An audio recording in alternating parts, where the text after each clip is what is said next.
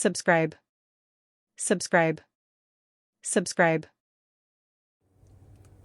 And we're back. Welcome back to Mr.Flamingo Reviews. Woo! Where today I'll be reviewing a character.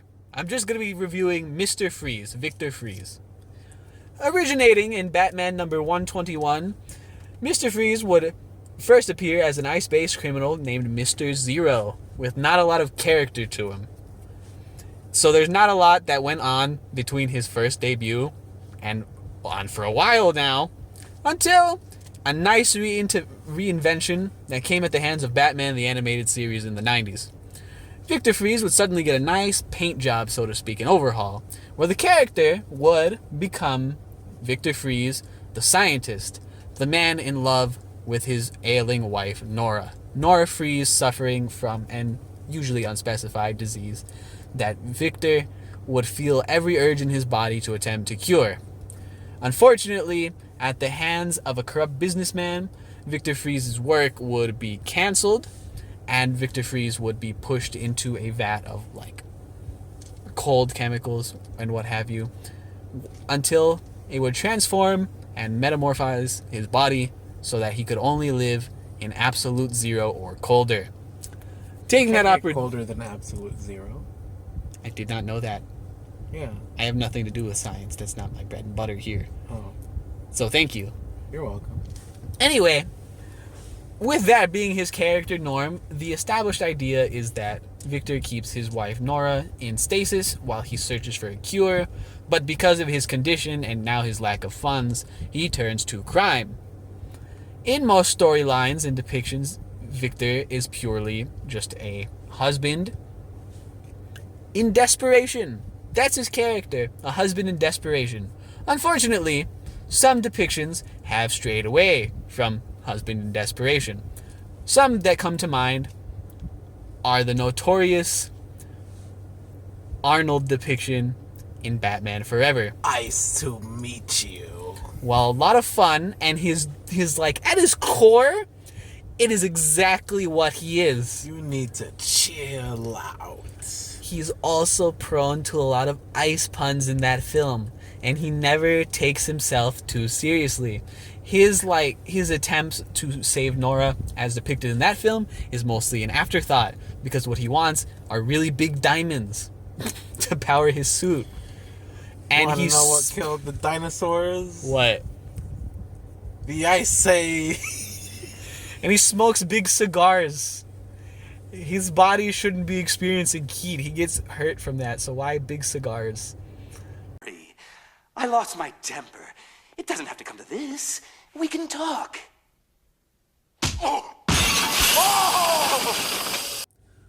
The role of the ailing Nora Freeze in Victor's life is one of much interest, because Mr. Freeze's motivation is to do whatever he can to save his wife.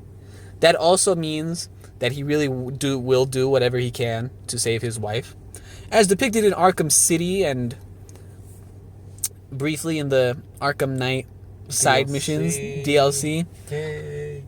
When something happens to Nora, when somebody takes advantage of his love for Nora, he is vulnerable. When the Joker has Freeze's wife, Nora, in Arkham City, he turns on Batman. There is no longer a partnership because, as he says, the clown has his wife.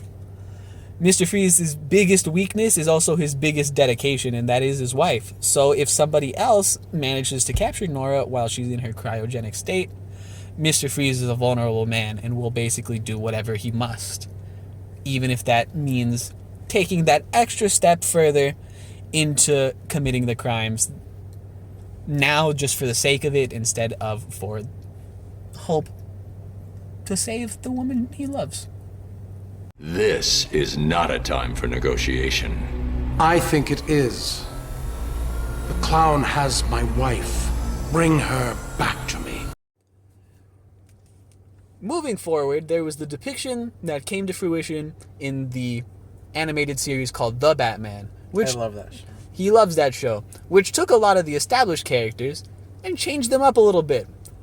while presented as a cool and collected individual voiced by the great Clancy Brown, Cool character. the Mr. Freeze, as depicted in the Batman, had no really good motivation. He was just a crook. There was no ailing wife. There was no cryogenic suit. He was A cool character. He was a cool character, thank you. He was in a giant block of freaking ice. There was nothing... He was just presented fun, but there was no deeper, like, connection you would have for this man. You don't care if Batman beats him up. You don't really... Huh? You don't care really what happens to him, unfortunately, while in most other depictions actively of Mr. Freeze, you do. My last little bit of a departure, so to speak, would be the Mr. Freeze that's presented in the TV show Gotham. While the Batman at least takes away his ailing wife, the Mr. Freeze in Gotham has an ailing wife. And then Nora just dies. You've taken Mr. Freeze's motivation and what makes his character so appealing and what makes people connect to him, and you just ruin it because she just dies and now he's just some thug like the rest of like the villains. There's nothing really good to it. In the comic book realm of things, for a brief period of time, there was an event called the New 52 where all of the characters would get a little bit of a twist and like a little bit of a change up and aged back so that like new readers of comic books could enter in. What that meant for Mr. Freeze was completely ruining his character for a brief period of time. While in pre-New 52 continuity, Mr. Freeze finally had the adaptation that was established in Batman the Animated Series, New 52 Mr. Freeze was just insane. His Nora had absolutely nothing to do with him. His Nora was a woman that was just been frozen since like the 1800s, and they weren't even married. They turned Mr. Freeze into a creep. For some reason, while Mr. Freeze as the character has always had such a nice and simple story, a man who will do anything for his ailing wife and wanting to save his wife, most media and most change in depictions have always tried to change him for the worse. So Mr. Freeze as a character has always like stood strong if you stick to the established status quo. But the minute you change something fundamentally for him, Mr. Freeze has always suffered as a result. That's Mr. Freeze as the character. Thanks.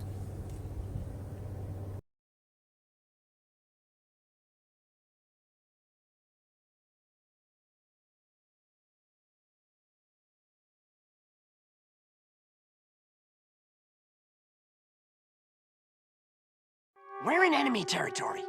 Those are enemy birds.